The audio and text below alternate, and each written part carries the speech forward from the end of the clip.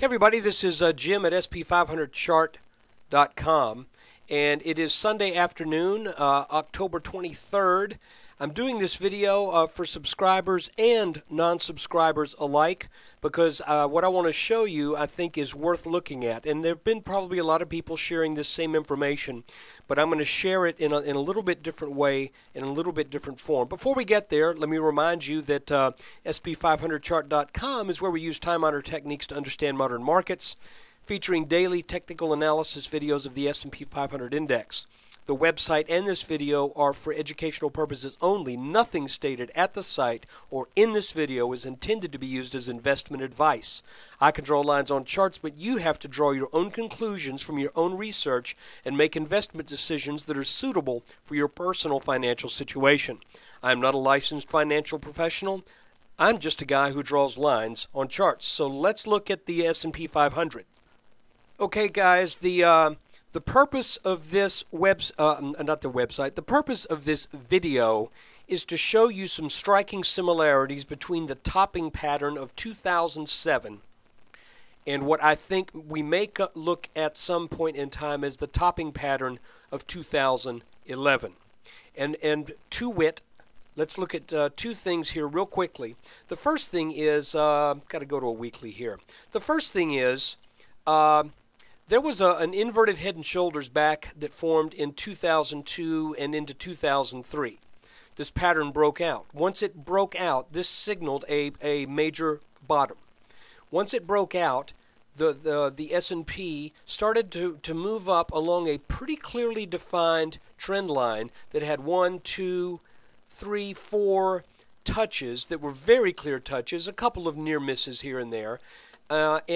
And at the top of this pattern, at the top of this channel, there was a head and shoulders pattern that broke down, came back to back test this line and the neckline of the head and shoulders, then sold down swiftly and deeply, and we all remember that.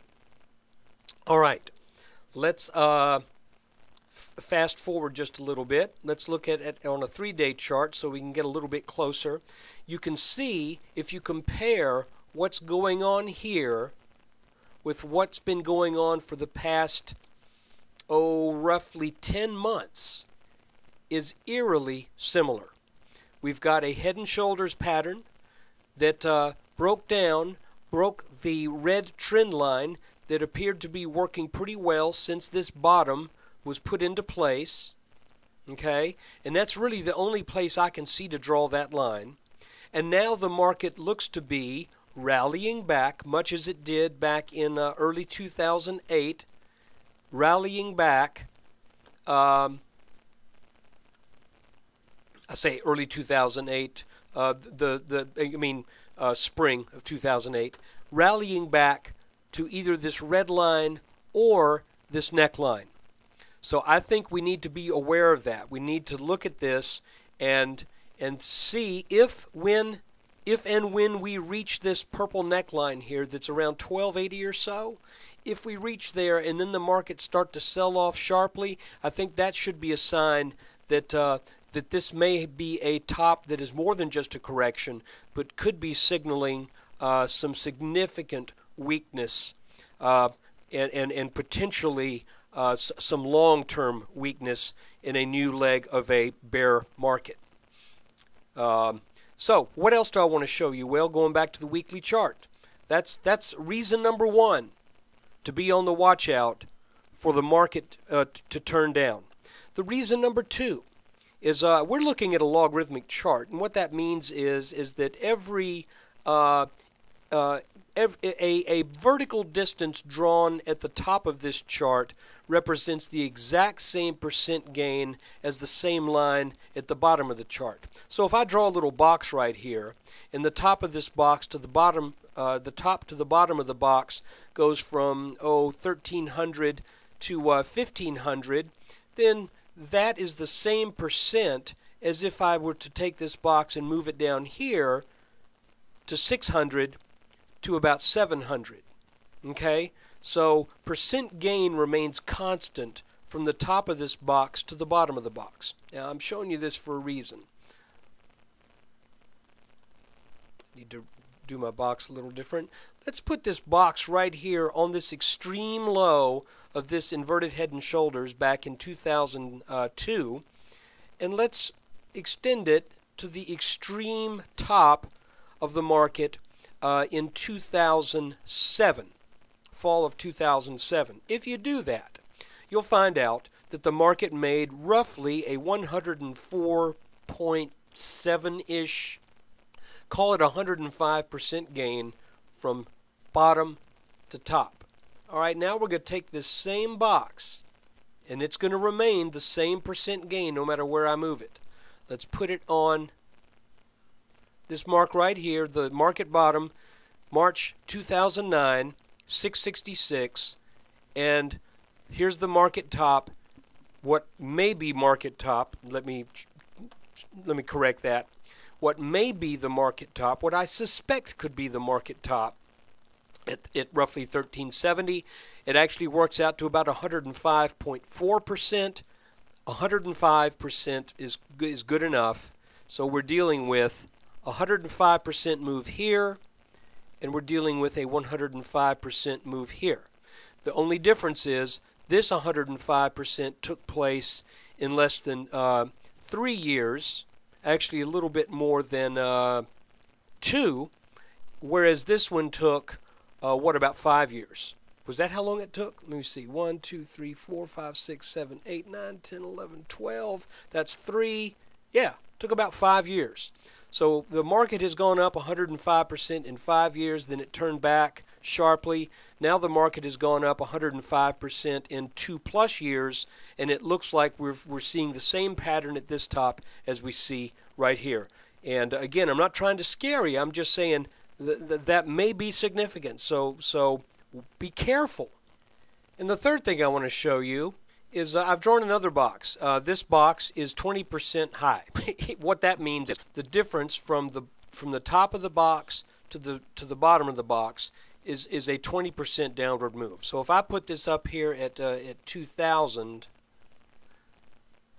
the bottom of the box is going to be at 1600. If I put it at 1000, the bottom of the box is going to be 800.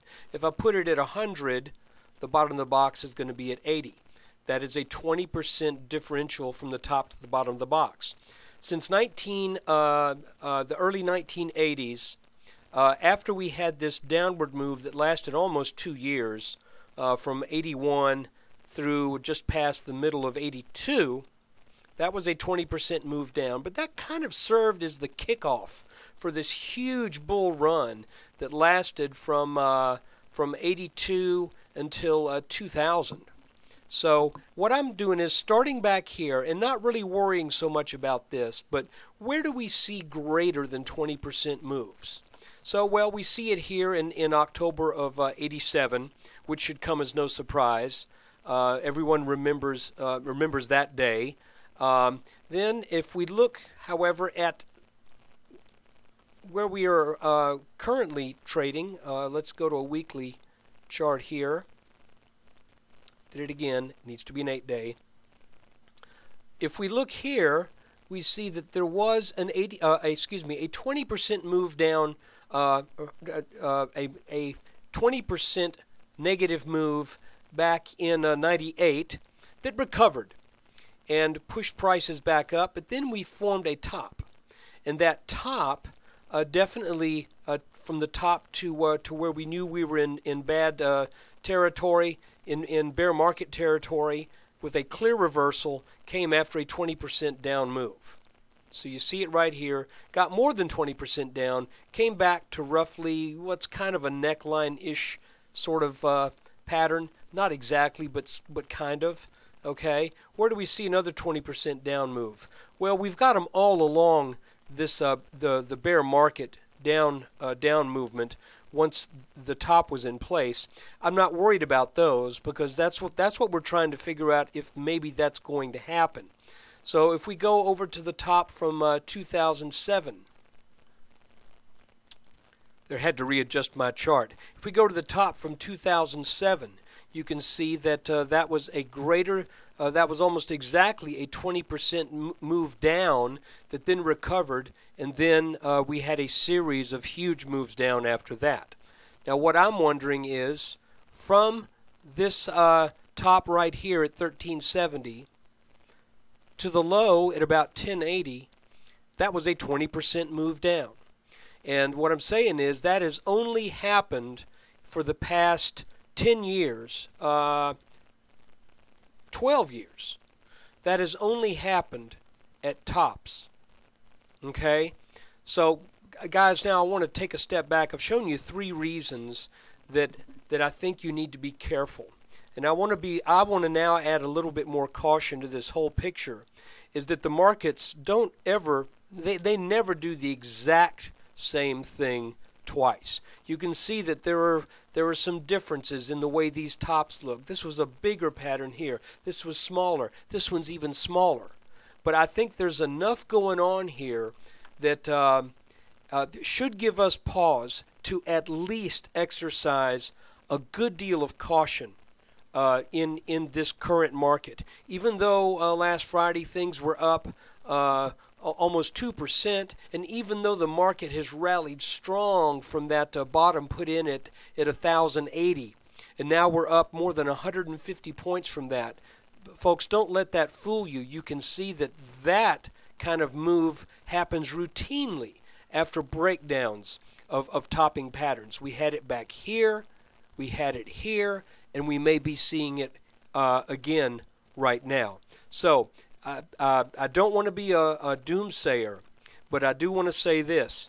Be aware, keep your eye on it. If the S&P were to claw back up to the 1270, 1280 area and then suddenly turn over, I would say definitely be on the lookout for that as a potential renewal of a even more what's the word I'm looking for? Even a more damaging downturn.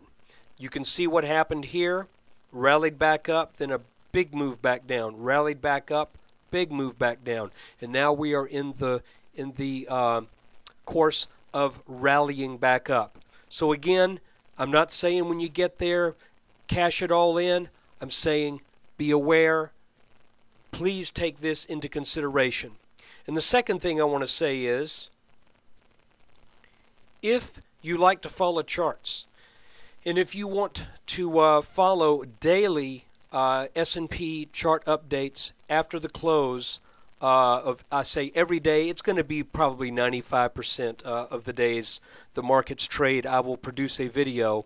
That video is made available to subscribers. It's $19.95 a month, $189.95 per year. That's less than a cheap cup of coffee per day. And what we do is we follow not just the long-range markets, but we also follow the short-range, because there's a whole bunch of little small patterns that are developing, even on a 5 and 10 minute chart, that are cluing us in as to what's going on. And if you want to be a part of that, that might help you. That might help us all, honestly, as we look at the markets and we get close to that 1270, 1280 mark, or at whatever point the markets turn back down. We should, the markets have a way of tipping their hat, giving us a little peek, giving us a tip in their hand so we can see the cards. And if you want to be in on that, and if you want to see some really detailed analysis of the S&P 500 on a consistent basis, please consider subscribing. Look, I wish you well this week. I hope the markets treat you well, and I hope you are on the right side of where things are headed.